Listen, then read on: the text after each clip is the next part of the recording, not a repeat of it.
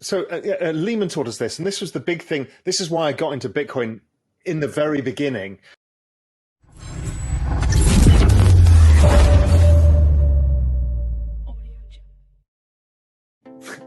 Exactly right. So it was the liquidity is what everybody mispriced.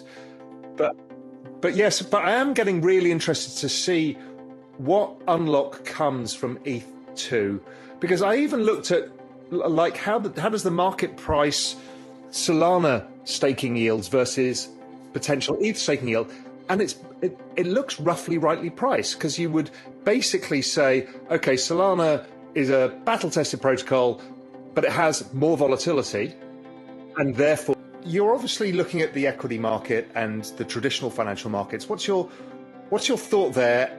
And obviously, my guess is part of that is that's going to get tokenized too. So talk me through that whole. Yes. So Lehman taught us this, and this was the big thing. This is why I got into Bitcoin in the very beginning, was nobody knew who owned what, right? When everything's been rehypothecated. Now, when it's on chain, you can do it. The problem is with CeFi, none of this was on chain. Yeah. But we can force both the OTC industry to go on chain too, because OTC derivatives are an even bigger nightmare than the straight equity stuff, right? It's a total mess of who owns what, how margin is collateralized, cross-collateralized, everything else. You know, that's basically an NFT. I mean, all you need, if it's an individual, if we have an OTC agreement amongst us, it's basically an NFT. So that becomes much solvable and becomes liquid. I can shift it from one bank's balance sheet to another when we need liquidity. The other issue that we found in, let's say I got caught out in MF Global, was you don't know what you own.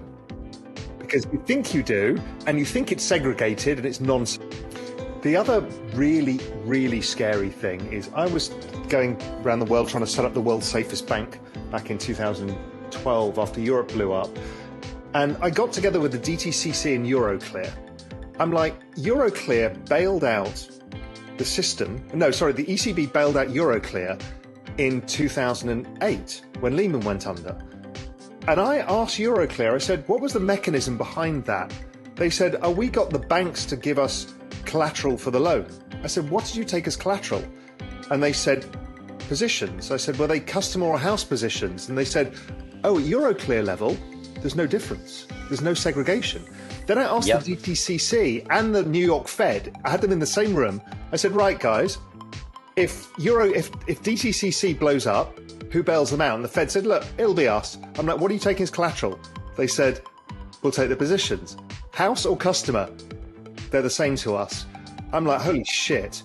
What we've got is, you know, if one of the big sovereigns like Italy or whoever had gone bust, we'd have wiped out everything. How difficult a job do you think it's going to be able to get the industry to tokenize this stuff?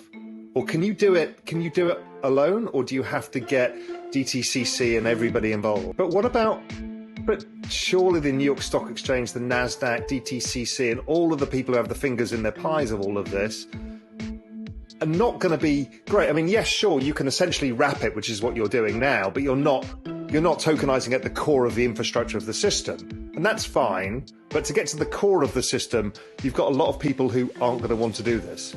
Or maybe they do. Yeah, I think that's right. And, you know, as you said, all the banks, everybody, you know, even whatever some of the heads of the banks say publicly, you know, I know all of these people, they're all deep into this. Yeah. And they kind of understand, just at the simple level of how much, as you talked about, how much collateral it frees out of the system is enormous. So it gives them ability to use leverage elsewhere, you know, for regulatory capital purposes. It's great. Now, the other question is blockchain speed. You know, even Solana's just not fast enough to deal with the sheer magnitude of the financial markets. I mean, DTCC, I think it settles 1.4 quadrillion a year or something stupid. Yep. How are we going to solve that? So, flipping to the other side, what else are you excited about to onboard masses into this space? Because we're still a bunch of Web3 people shouting at each other, thinking how clever we are, but it's 300 million people. We need to get to, you know, if I look at the log chart and extrapolate out the network effects, you know, we're going to get to a few billion. But how? Because somebody needs to make a bigger breakthrough than where we are now. And also, like you referred to the banks saying that they're not stupid. I mean, there's a bunch of smart people. They know what's coming. They're not going to let it go. I think the same of Web 2. I mean, the people at Meta are not a dumb bunch. They know exactly what's coming, as do the people at Google, as do the people at Spotify, as do, everybody gets it.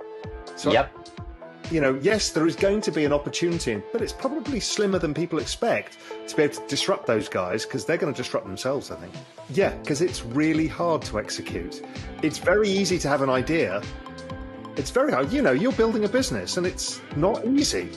Everyone thinks, Sam wakes up and business is easy. It's not. It's just a lot of planning, a lot of mistakes, and a lot of trying to figure out where things are going and what to do, and then hiring the right people to help. It's not easy. Not sometimes sit back and say, why didn't I just stay as a trader? Why am I now managing all of these people and all of this, and now suddenly, everyone is listening to Sam and everything he says? Don't you just wish for the old days again sometimes? So what's the thing the consumer application that you're seeing that gets you excited and think, okay, that's good? I for one, I love NFT ticketing, because I think that onboards a lot of people really far. Well, what are you looking at that thinks, this could be bigger than people think? And, I've been keeping an eye on the Solana mobile, the SMS, that stack. That feels like that, it's irrelevant whether the mobile phone takes off itself, but whether the stack can become the iOS, the Android stack for Web3. How are you thinking? What do you think about it? And we're still in a world where you have to have different wallets for different things, which is kind of crazy. Yep. I mean, that's just not how the world works. We just, we don't carry around. So, but I can see it's coming, and that mobile breakthrough, I think, is huge. I think Web 2 integration will be huge. I think, as you said, the securities industry, that whole thing is massive. People don't look at it because it's not as glamorous, but fuck, it's enormous. Yep. Totally agree. So, final question. Where do you think we are in this bear market now? No, and I share the same view.